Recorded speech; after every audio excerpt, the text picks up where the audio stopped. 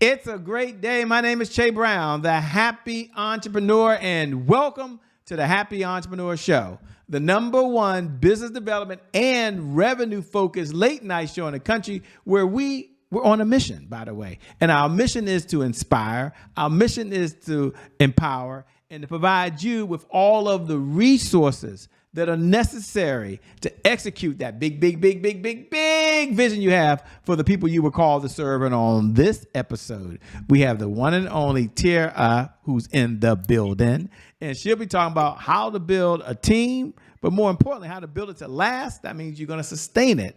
So how's it going, Teara? Did I get it right that time? You got it, Shay. Think, Teara. Right. That's all you got to think. It's easy peasy breezy. Now, I'm curious. We're going to have a conversation about build to last, but more importantly, how to build a team and sustain a team.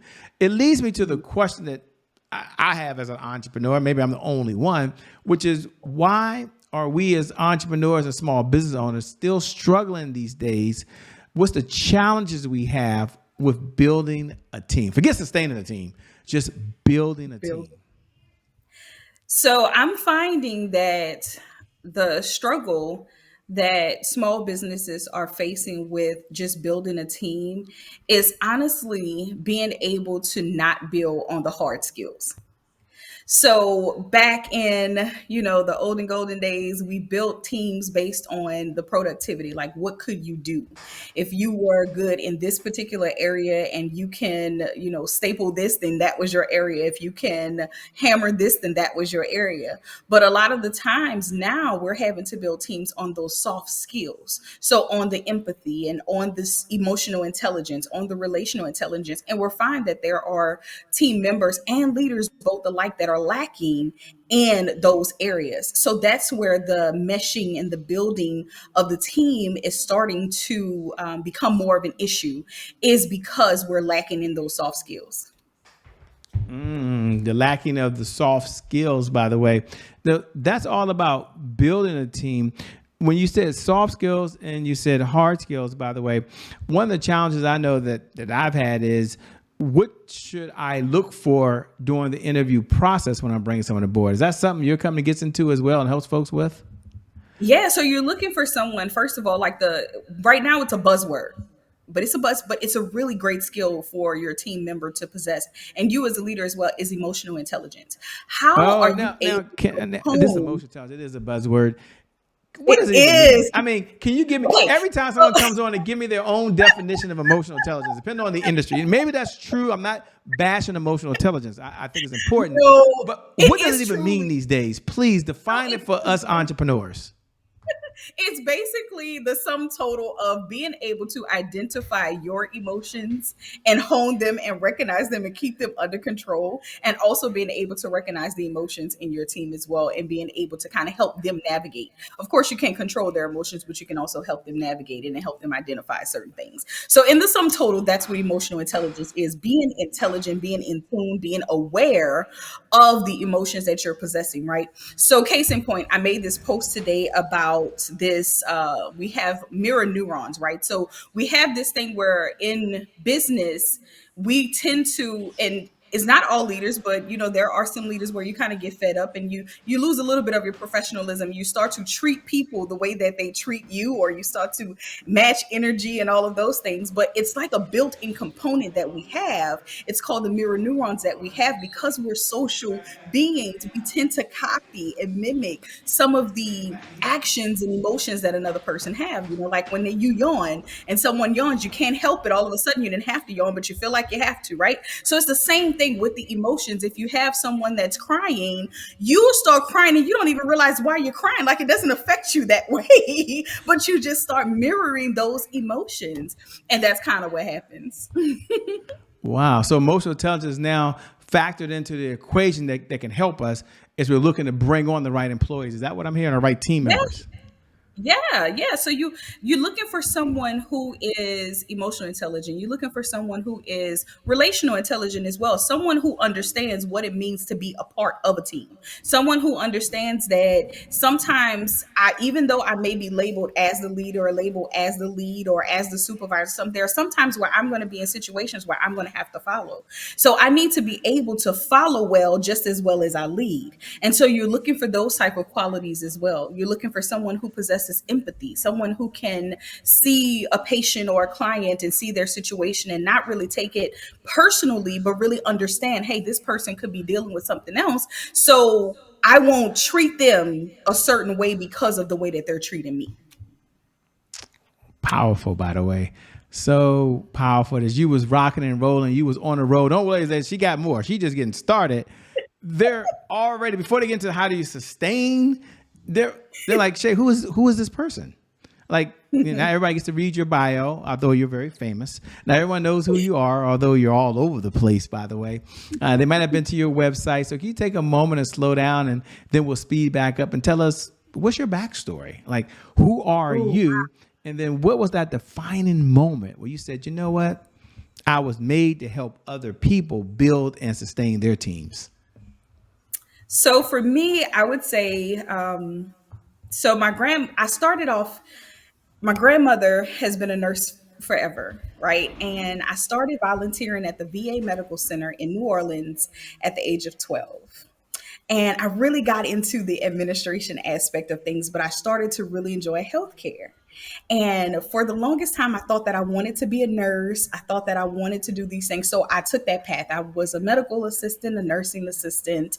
I was a surgical technologist. I kind of did a lot of things in the medical field. And then I stopped doing that because I, started a family and being on call was a lot. So then I got into dentistry because of the hours, right? So I got into dentistry because dentists have like the best hours.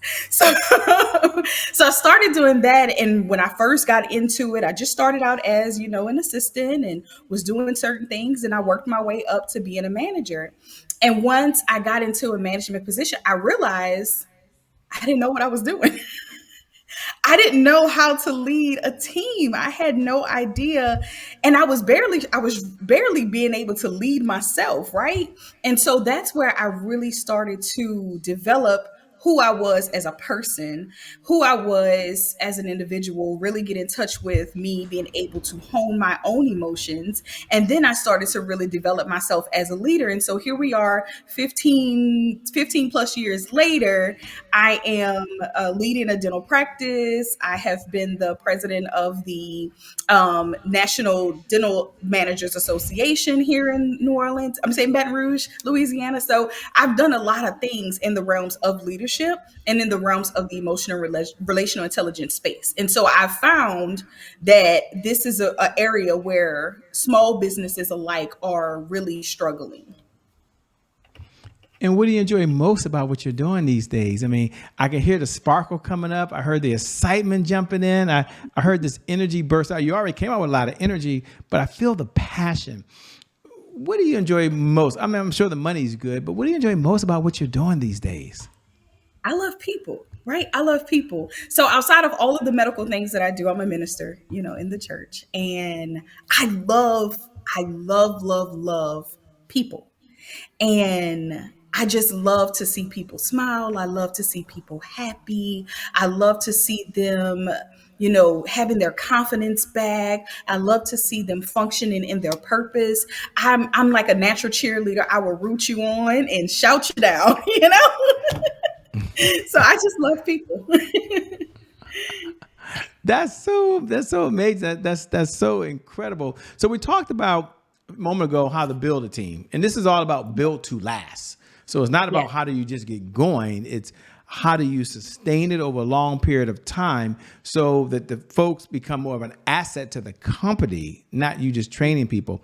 So talk about the challenge that we have these days keeping people. You hear that, salaries are paying more over there, so they leave for more money. You heard the pool of folks that are out there are not as strong as it used to be. Now, I'm not saying all this is true, ladies and gentlemen. Okay, so let me ask her the question and let her answer it. What's some of the challenges, 1, 2, or 3 challenges we have sustaining top talent in our companies? So, I'm pretty sure you've heard the saying that people don't quit companies, they quit people. And Yes. so oftentimes when someone quits for a higher salary, right? When you really think about it in the grand scheme of things, it's $1 or $2 or something, right? And even though you weren't able to maybe give that to that person, it's what was the conversation that you all had around it? Was it this person came to you and said, hey, look, it's the situation that's going on and I'm presenting this to you. Like, can you help me? What do you think we can do to help me accommodate this? And your attitude back to that person was, well, you do whatever you feel you have to do. And so therefore, this person is like, I really want to stay here. I really love it here. But it's as if you don't want me to stay. And then, of course, you're going to find those individuals that are just seeking $1 here and $1 there because they think that it's all about the money, right? They haven't quite matured in some areas. But for the most part, it's about the company as a whole. It's about the environment. It's about the culture.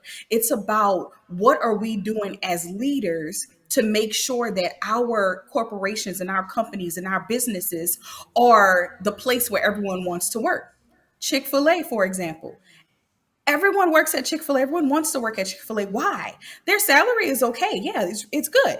But it's most importantly about the culture. There's constant training. People, naturally, we have a craving and a desire for knowledge. We have a craving and desire for more education. So if I've been with the company for so long and I feel like, hey, I've kind of plateaued in this area, well, what else can I do? Is there a promotion for me? Is there something else that I can do? Is there some other way that I can do something else? Like, are you being creative in your systems? Are you being creative in your corporations to be able to keep these individuals engaged? I find that when people start to leave companies, it's because they've disengaged.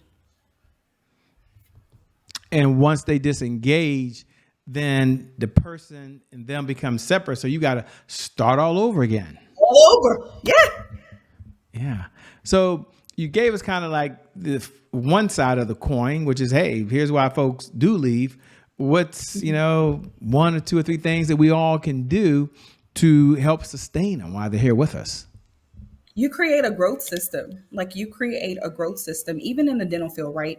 So in the dental field, I'll just use that as an example, since that's the field that I'm currently in. You're either a dentist, a hygienist, a dental assistant, a hygiene assistant, or an office manager or a front desk person, right? It's not very many things that you can be.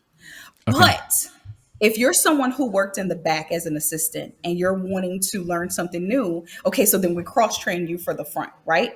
And so what happens is now you're cross-trained, you're learning a new skill, you're getting to engage with the patients in a different capacity. So now you're tapping into a different part of who you are. Right. And so you're awakening these new things within yourself because now you're having to learn something new. And that's what most people want. They want to learn something new. They want to do something a little different.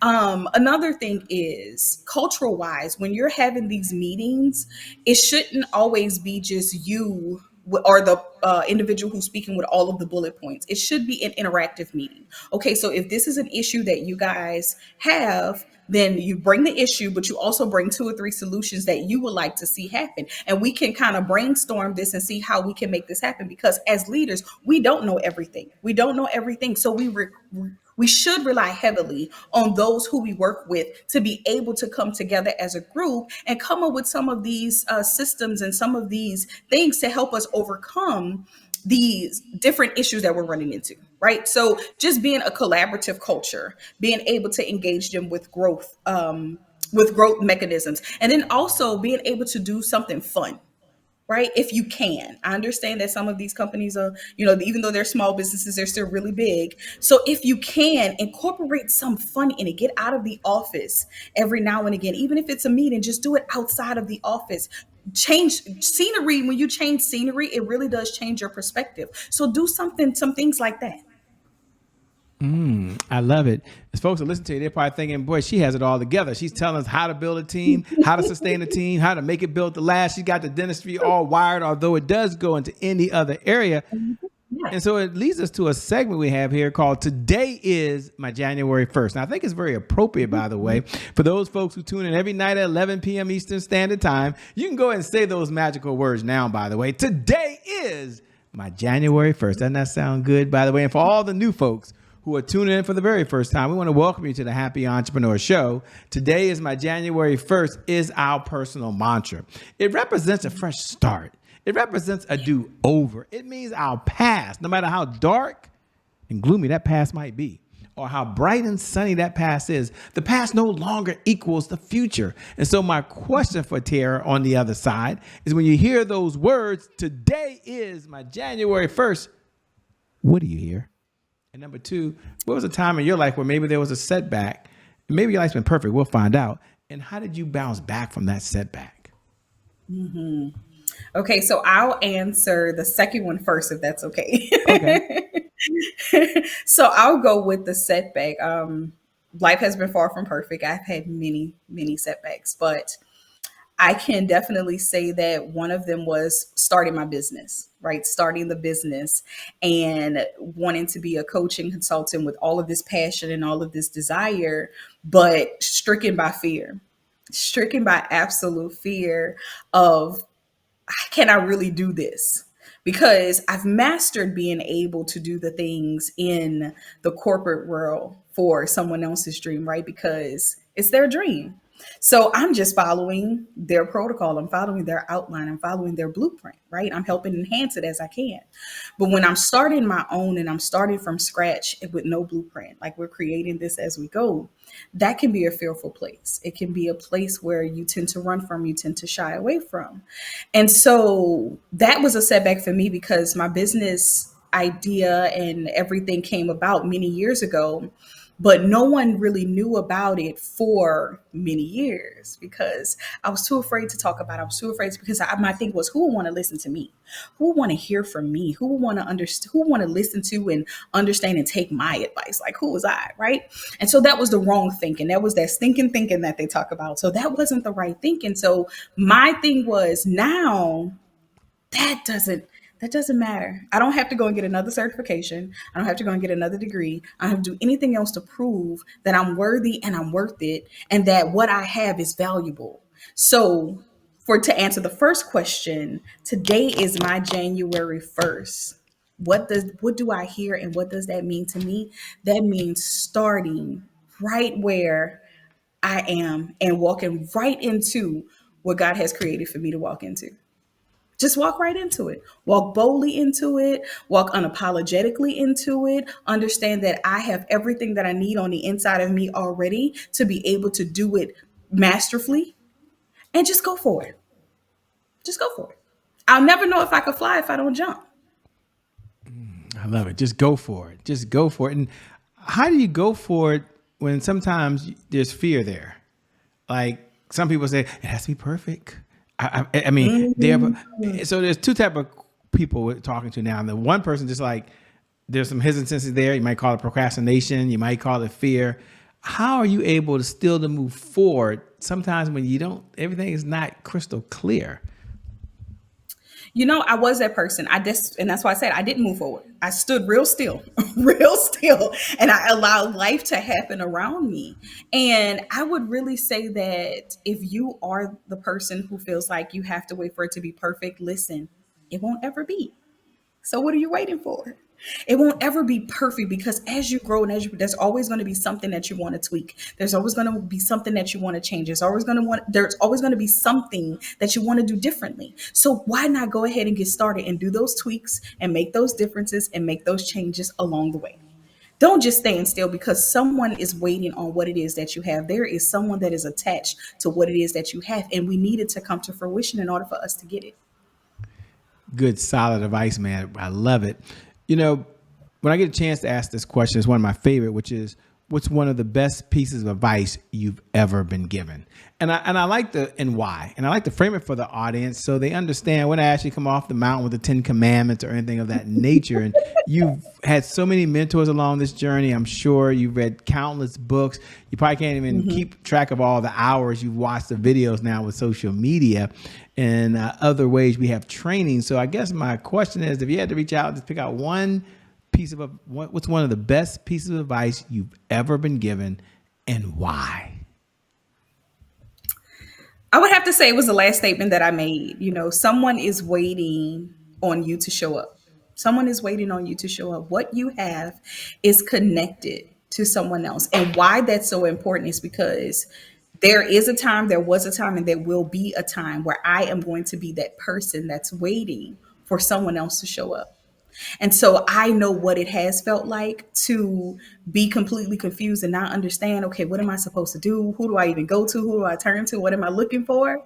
Right. And so when you start thinking about that, it's like, do I want anyone else to feel that way about me because I'm not showing up in my full capacity and I'm not showing up the way that I'm intended to show up? So then I need to get myself together and get moving. So I would say that that was one of the greatest kind of eye-opening things for me was there is someone else that's waiting on you to show up. And now you've got to show up, right? Part of life, they say, is showing up, but you got to show up and take some action. You got to show up and do something. You got to show up and be in the game. So don't sit on the sidelines. Don't dibble. Don't dabble. Don't think about it. If you're in, be all in, both feet all in. Okay, it has nothing to do with me, but that's very inspiring what you said, by the way. It really is.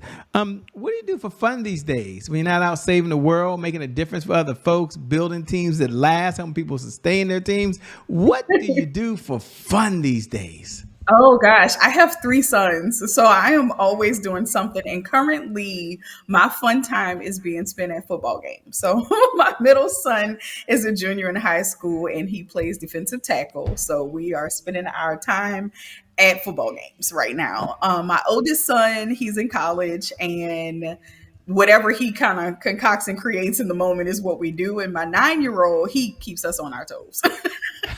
He's always coming up with something.